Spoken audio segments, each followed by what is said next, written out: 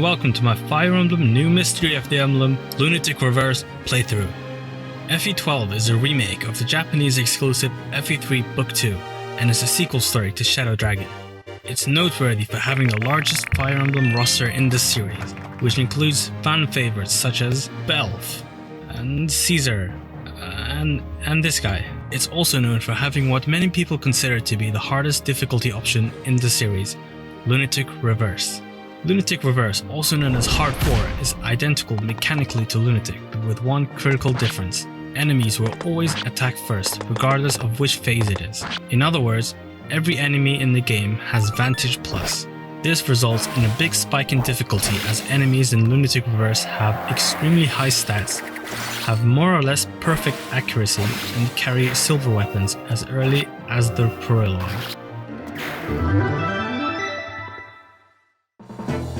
Chris is the customizable avatar in this game, and they are widely known for being far and away the strongest character in the game, and among the strongest characters Fire Emblem has ever seen thanks to their great bases, growth, and availability.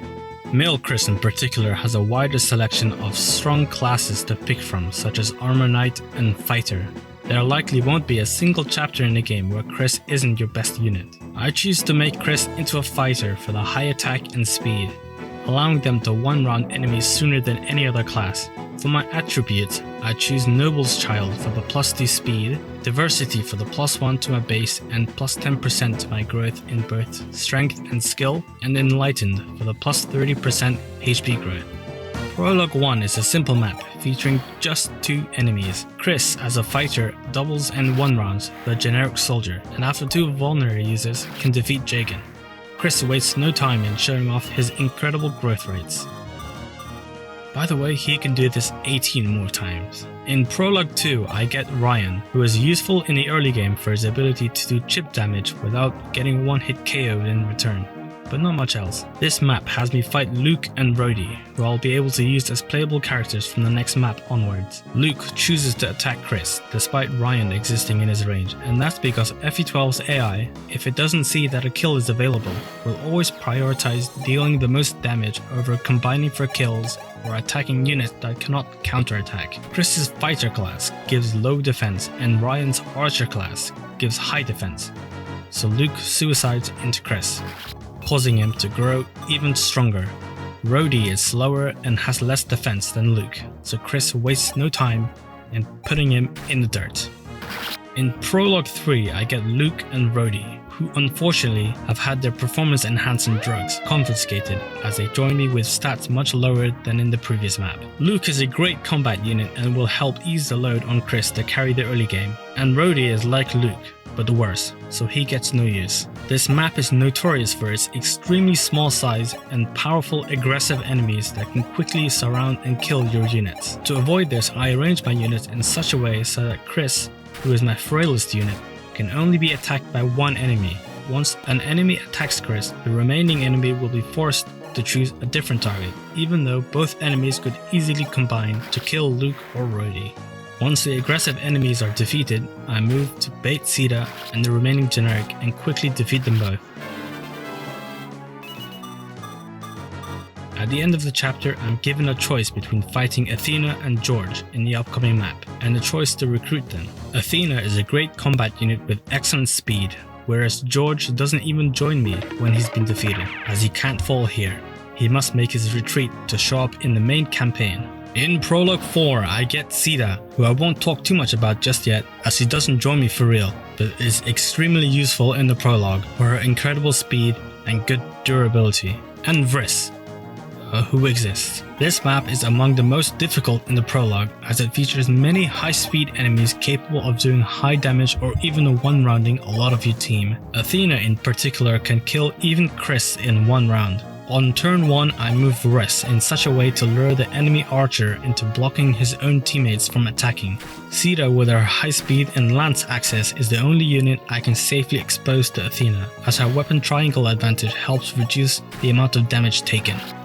In FE12, having a high weapon rank gives extra bonuses depending on the weapon, which is negated if you enter combat with a weapon triangle disadvantage.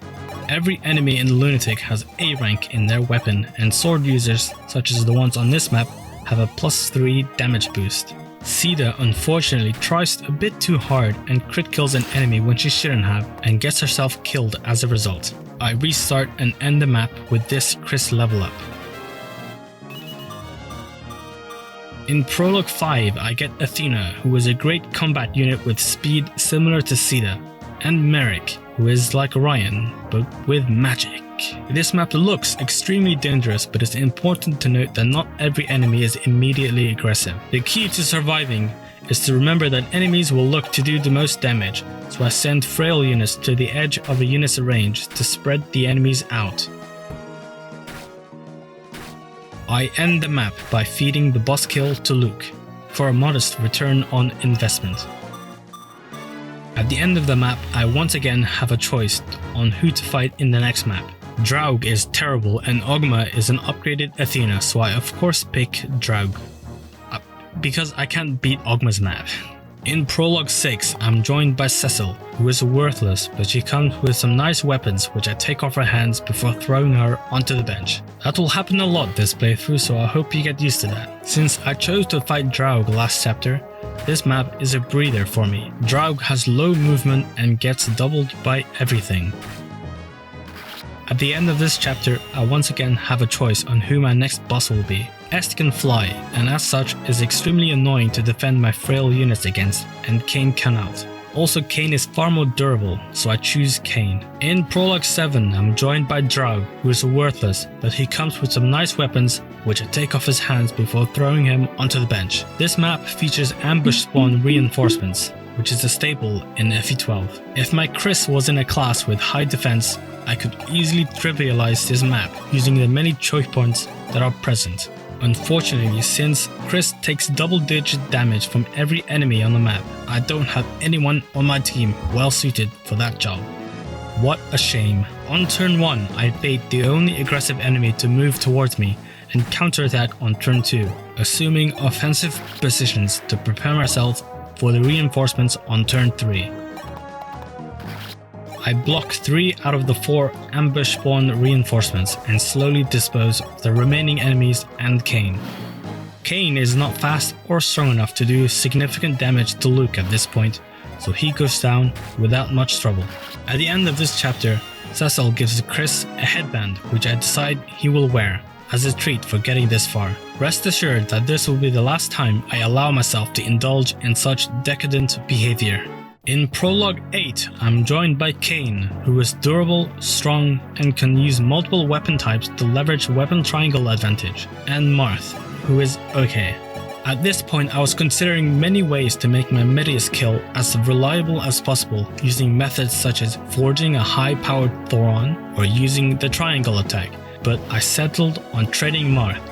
Using Marth to kill Medius, however, means I must get the Starlight Tome from this Chapter 21 village and also train a sage powerful enough to use it to defeat Garneth in Chapter 23. In the story, it is revealed that our kawaii girlfriend Katarina was in fact an assassin sent to kill Prince Marth, which if given the opportunity, she could do extremely easily. This chapter is often considered to be one of the hardest chapters in the game, and the hardest prologue chapter, thanks to thieves that can double half your army, barbarians with silver axes, and a boss that hits on resistance, of which my units have almost none. I survived the initial wave of aggressive enemies by keeping my army huddled up near the throne and killing enemies as they come. Crucial characters include Merrick for accurate chip from 2 range, Kain for his unmatched durability, and Chris for his ability to one-run KO barbarians. Along the way, Luke decided it was his turn to show off his incredible growth rates. Once I'm done, I make my way to Katarina and the remaining thieves. These enemies have linked AI and will not move unless a player unit is in range of at least 2 of them. As some of these thieves carry 11 swords, which hit on resistance, only Sida can survive 2 hits and safely bait them. Chris has enough speed to double and one-round KO Katarina. At this point, my primary combat carries have both amassed great strength and are raring to go.